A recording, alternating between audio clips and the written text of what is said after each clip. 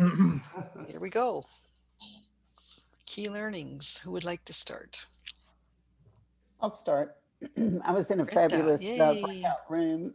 I'm new to this call, not new to supervision, but we summed it up with the idea of the conference actually taking a holistic approach from the angle of mind, body, spirit. The all the experiential learning was huge, and the diversity, meaning the difference between each vignette around supervision, just gave you such a fabulous lens to how each supervision meeting, much less style of a group, can vary from session to session.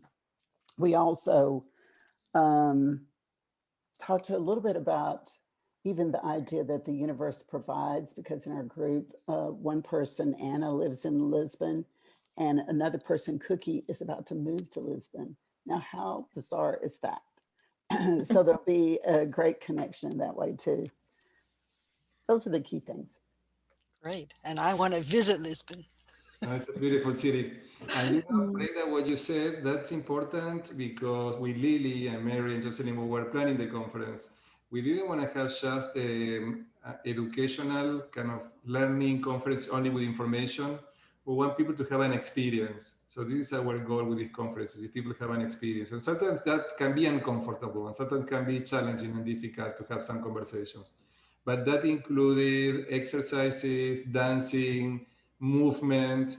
And Brenda, not everybody's comfortable with all of that, but we do believe that that's what brings the richness to the conference. It was not just an academic conference with research presentations, it was just people sharing their experiences, demonstrating what they do as supervisors, and also movement, dancing, having an experience of group supervision. So this is the kind of experiences that we wanted to keep creating with Lily.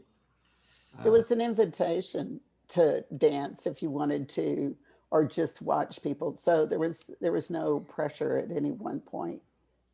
Good you feel that way. We're very glad to hear that. Phew.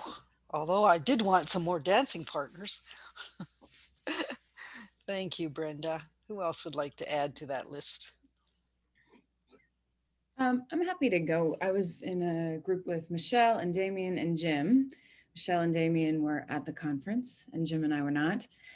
And we focused mostly on two different areas. We were looking at Peter's supervision, and Larissa, I believe you brought a case that Michelle was reflecting on. And we were talking about definitions of and the nature of this systemic where supervision is concerned. Damian and Michelle both brought up Paul Lawrence and Alan Cardon as thought leaders in the space that we may want to continue to look into. And then we were also talking about Mesa's session around diversity, equity. And Sunny, I believe you're involved with next month. So taking this conversation further. And it was fascinating. Even in the 5 minutes that we were talking about it, I think the space already gets charged, and whether that's with differing opinions or revealing of blind spots or intention versus impact or any of these kind of overall, the question comes up for me, is it even possible to have a conversation about this subject without emotional charge somewhere in it? And I would turn to my other folks in my breakout to see if I left anything out, but that's what I was taking away from our session. Great. Great summary. And is it okay to have emotional charge? I love electricity myself.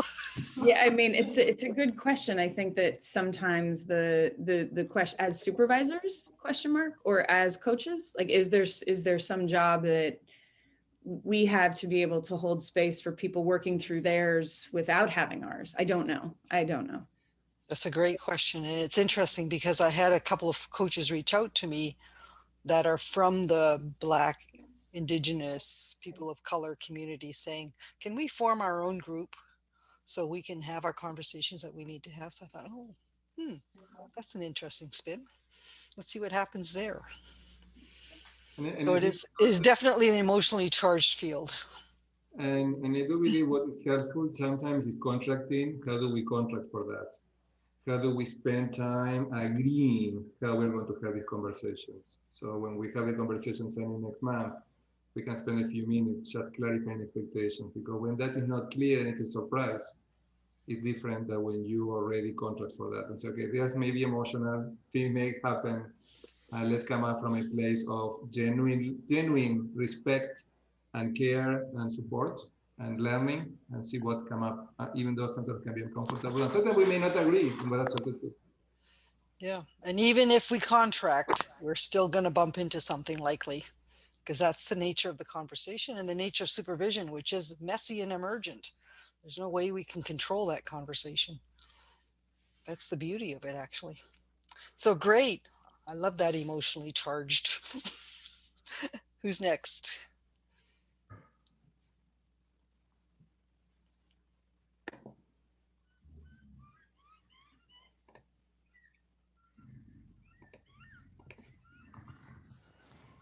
We have a silent group. Hello. I can share some out of our group. Martine was in our group, and two other people, and Messa started in our group. So our first conversation was about her presentation, which to me personally was really important. Went into several parts of it. And I walked away from our conversation, our small group, wondering in my own mind, where are some of these boundaries out there that start to say, you know, if this person can't get past this spot, where do I break this relationship of supervision off? How long do I have to stay in a supervision responsibility with somebody if it's just poisonous in my mind? And I understand that says in my mind, and I understand that can be an issue. Martine brought up an issue with hormonal females. Imagine that sometimes get in the way. Where do you start drawing some of those lines and those boundaries that just say this is just not allowed inside of this supervisory relationship? That's one of the places I'm struggling right now. And because I'm working on the systemic piece and with Damian right now in training, I'm the new kid on the screen, I'm sure. One of the places that I'm really that just jumps out at me right now is what's our relationship with the organizations and the organizational stakeholders in the midst of this whole conversation. Yeah, that's where I'm struggling with it right now. Thank you, John. That's a great inquiry space. And I've just been reading Robin Shohei's new book, and he talks about the ghosts in the room too. Right. Mm-hmm. So who are the people in the past that have influenced who we are today? And they're in the room with us. And for a lot of us, it's our parents, our upbringing, our family systems. Like I was talking with a coach the other day, and she said, you know, my deep roots, and I don't want to reveal anything confidential. She says, I've been taught that certain types of behaviors are a sin, and I'm needing to overcome that to be able to be in the space with anybody. So great questions for us to think about. Thank you for that, John. Who else? Maybe I'll share. I was with Sunny, Larissa, and Lisa, and somebody else, but I don't see them online. We discussed, first of all, we discussed the mural because I was the person that was voluntold. So I'm using that verb all the time now. I like it.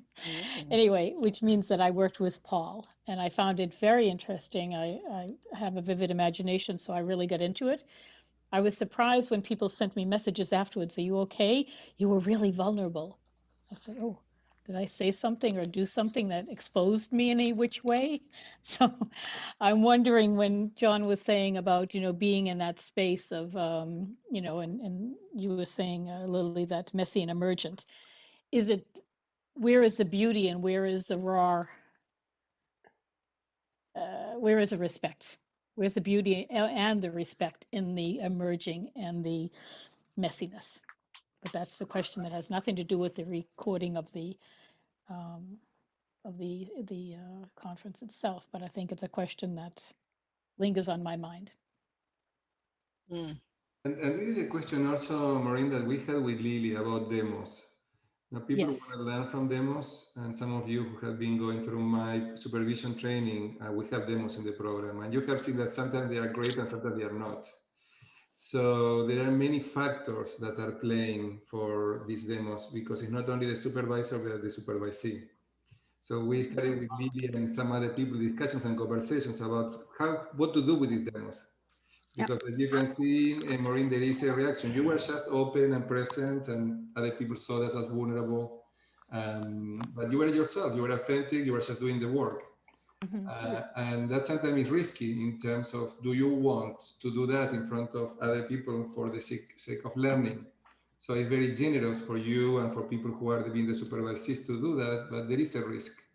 So we're trying to figure out how we can use demos in a way that we can learn without generating this lab experience to be authentic and at the same time to go deep, because this happened during the conference too, where it was a session where it was a demo, and to what extent people could go deep when you have 100 people. Different levels, and I would even add, sorry to interrupt, but Lily, you were saying, you know, somebody coming with their maybe parental background. We all have our formative years. That's our culture, and those are the right, wrongs, good and bads.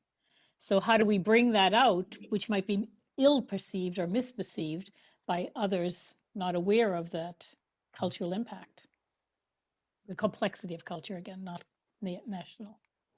Yeah. Maybe that's another discussion.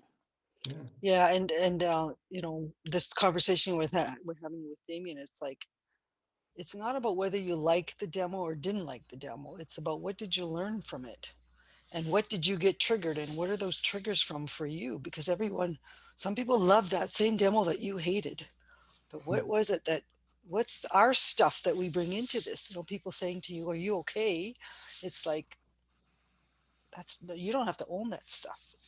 You know, people checking on you is nice, but something got triggered in them based on their identity. And that's the part of the diversity piece that's so intriguing. Diversity is not just cultural diversity. It's our upbringing. It's our, you know, our beliefs. It's all of this stuff that makes us who we are as beautiful human beings. And so one of the first things to do is look at ourselves to say, what is it that's triggering us? Why did we hate that demo so much? Or why did we not like something? Or why did we love something even? What was that about us? What resonated with us? So that's kind of the inquiry that goes on in my head when I hear things like that. And maybe I'll just make one suggestion, perhaps, is preparing, and we talked a little bit in our group, is allowing for private rooms to do debriefs after maybe demos. There's an app called Wonder, and you can move from one private room to another. So imagine you've got that time, 20 seconds left. Okay, let's meet in Wonder Room 1 so we can just debrief it, so people don't walk away with whatever was emerging. Yeah, we talked about having a couple of supervisors available too for debriefs if something comes up, because there were a few people triggered in this session, which is fine. I'm okay with that. And do they have a place to take it to? I had one person that waited 2 weeks to have a conversation with me, and it was like, I'm okay with that. And would there have been a better way to help them sort through what they were thinking through? So those were great learnings. Something else, Marina, we were thinking with Lily, and I am thinking about also my programs, is to record the sessions. So the sessions are pre-recorded instead of live. The demos. Less stress for the supervisor who is performing too. He's performing to an audience, and for the supervisor to win the cases. So we were thinking with Lily just to pre-record sessions for the conference and even for the training that I'm doing. Sometimes these supervisions demos are open. So we open the supervision demo for everybody to come and see these demos every month. But also what is tricky is, like, we had presented with Lily at conferences, and for EMCC, I brought a demo of a supervision session, and I told people, okay, share what do you learn? And people go to what was missing for them. It's a natural tendency to look for what is missing instead of what it is in there. So this is another piece. It's how we analyze the recordings. Martin, you want to say something? Yeah, yes, I think what, and I'm bringing part of the conversation that we're having a part on the side of the WhatsApp, right? There is an issue with the contracting in the frame. So if we end up having people watching the demo, assessing the demo, as a matter of fact, then they are not in the right contract for which the demo was done, which is totally different from what we have done when we were with Damian and Lily, and you will be doing, John and other people, by the end of the program, where there is feedback and a real assessment by the people around the table or around the video. But I mean, to me, what we have to look at is not necessarily only respect and care, which I think the people really have in their focus. It's also, and I believe I'm on Lily's side, it's a very explicit framing. What is acceptable, what is not acceptable, what's in the contract, what's not in the contract. So if your comment at the end is assessing what the supervisor did, then you're out of the contract, that's it. And if you are triggered there, so has it been said that what is your responsibility? It's like in some coaching trainings, some of the trainers require the coaches to have a therapeutical place to go to if they're very triggered in their groups. So to me, these are the things. Okay, if you've been triggered, this is your responsibility. Make sure that you have a place to go. And if it's a demo, then comments are about your learnings. Something like that. I mean, I'm making it very simple, but it's trickier than that. There is also another element which is often forgotten, is that in a group, all the members of the group are co-responsible of what is happening. And this is often forgotten. Yeah, that's a great piece, Michelle, and we don't always contract with that. And the way we've got our group, our supervision conference set up is it's open to anybody. So we had leaders there that aren't even coaches, let alone supervisors, which is great because they want to be there and they're learning. But then we have this wide array, and how do you satisfy all these different parts on the continuum? Yep. So hence your idea to have some supervisor available in some extra rooms for people who feel they're too triggered and need to do something about it. But we hope that this conversation inspires some of you to present next year. So doesn't scare you away. With everything you're hearing here, we hope that next year we will hear from you presenting at the conference, and can be a demo, so it can be pre-recorded with all of these elements in place. So we have 5 more minutes before we wrap up and set up for next month. So anybody else would like to share your experiences, your learnings from the conference, from your conversation in your small groups before we finish today? Yes, Cookie. So what was very interesting for me, and I'm not a supervisor, so from the outside, what I've been learning since last year is that this is a very comprehensive approach. Everything comes in.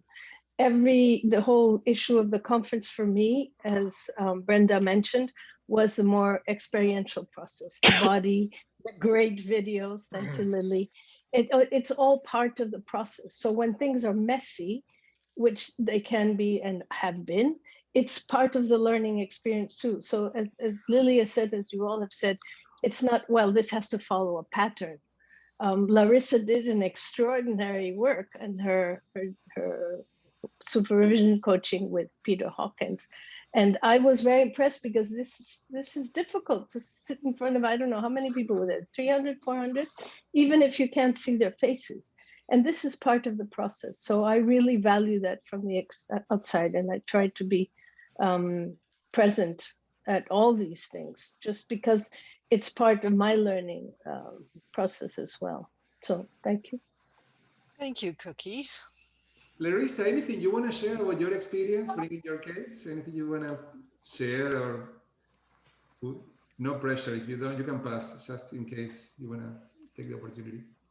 No, it's funny because it's, I think, similar to what Maureen said. You know, I had lots of people reaching out and, are you okay? And thank you for being so vulnerable. I mean, I appreciate that. But yeah, it was like no big deal, honestly. Like it was, I think I want to, you know, watch the recording again, because I was very, you know, kind of, when it was done, then everyone started saying that and I got kind of taken away from it. But yeah, I think it's, I don't see it as being such a big challenge to be vulnerable. And I guess maybe that's why I was asked to do the demo. So there you go. Vulnerability in our world too, in front of 140 people, right? Who you don't know, all your new best friends.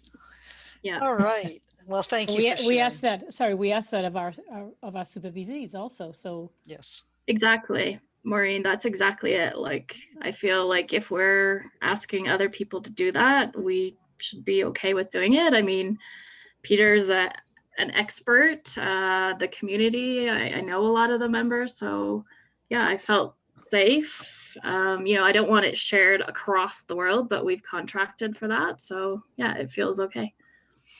yeah, we don't normally share demos because we don't know where they're going to go, but for Peter's session and Janet's, we have a contract that the people that attended the conference can watch them.